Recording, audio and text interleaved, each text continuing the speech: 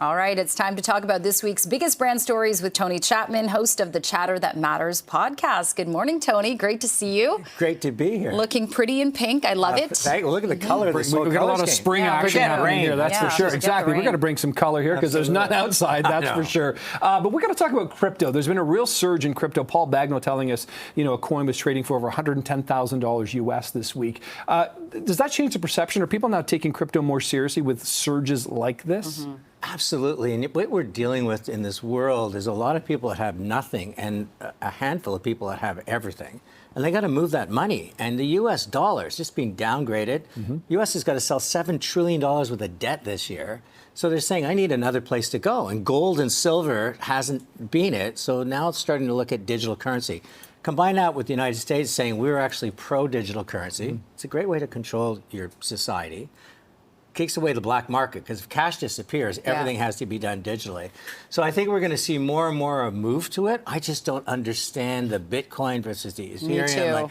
It's still so shady out there that it's very difficult for the average person. But when it becomes mainstream, I think we're going to see digital currency become the norm. And I think we're going to talk to our grandkids, maybe even our kids later in life, about how we used to have this thing called paper money. Right. Yeah. Fascinating. Okay, and I love this idea. Look, it's not the beaches of Costa Rica, but Ontario government and the Marriott now investing in Wasaga Beach. So can the town kind of turn around after kind of last year's, issues? It has to. First of all, it's a great piece of land. Domestically, against staycations, people are going to be staying here because it's more affordable. What a great investment. And the thing about tourism that we have to remember is when we build it, they will come.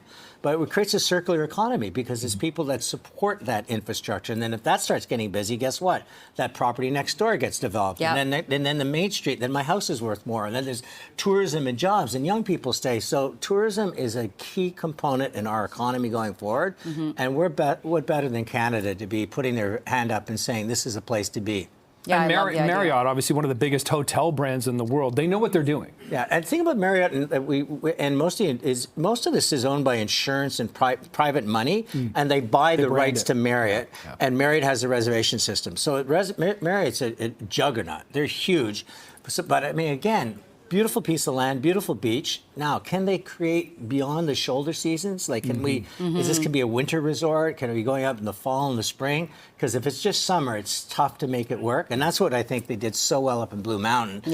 Is they said, you know what, this is as exciting in the summer with golf and biking. They made it 4 seasons. They made it 4 seasons, and that's what they've got to do up Even there. Even the JW Marriott in Muskoka, same thing, right? 4 seasons. It's good spa, always a reason to go Great up. spot. I've spoken at it many times. A great conference venue as well. Yeah.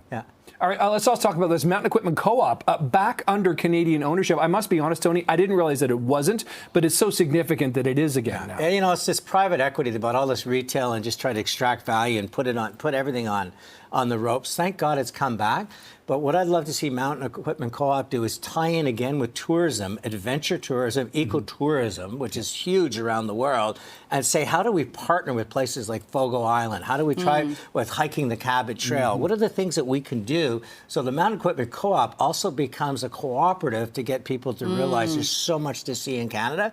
And the cross current between the two, to me, is as smart as Running Room saying, I'll teach you to do a 5K, and by the way, I'm going to sell you some great sneakers. Totally. It's a natural fit, and I want to see that happen with Mountain Equipment Co-op.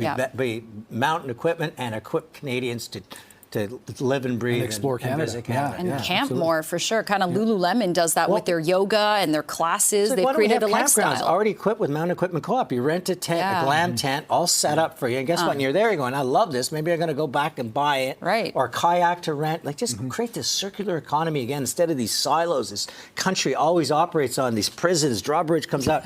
Bring it all down and create this energy going back and forth. It's not rocket science. It just takes some imagination. Always talking about the circular economy. Tony, we always appreciate the chats. Thanks so much. Thanks, you guys. Tony. We're Have a great Chatter weekend. for this week. Have a good one. We'll see you next week.